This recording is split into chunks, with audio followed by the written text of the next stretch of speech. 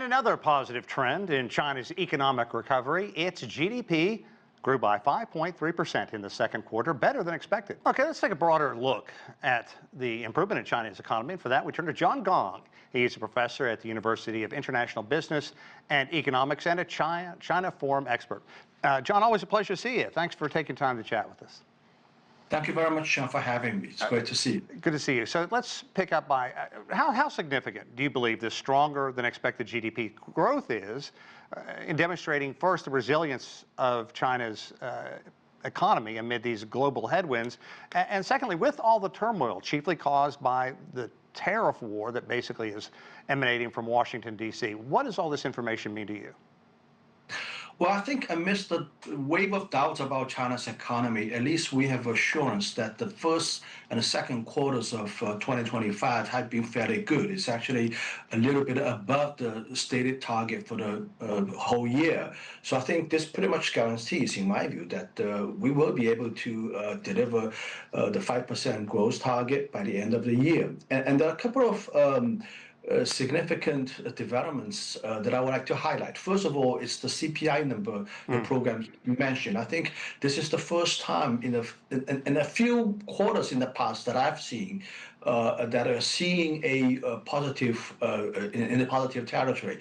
This is a little bit bizarre, by the way. You know, you see a price increase, CPI, in a positive territory, you think it's good news. Well, indeed it is good news because a moderate level of inflation is actually very healthy to the economy. In a couple of quarters in the past, sure, we've been seeing in the negative territory. So I think this is reversing the trend. It means that you know, the race to the bottom, the intense competition on pricing has reached its bottom. I think we're starting to see things are turning for the better.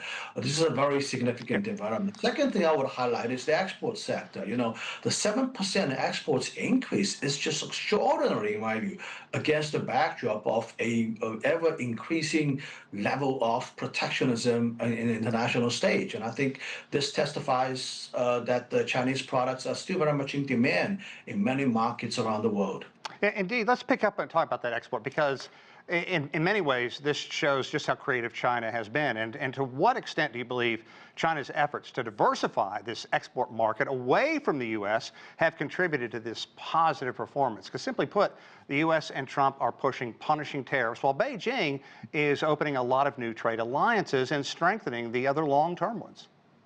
Well, I think the two things I want to mention here. First of all, the people have been saying that these kind of gross numbers is the result of exporting companies rushing their orders before the tariff deadlines, that kind of thing. But I think in the second quarter, there's a period of time, I remember 2 or 3 weeks in April, if I remember this correctly, practically China-U.S. trade has basically stopped. Right.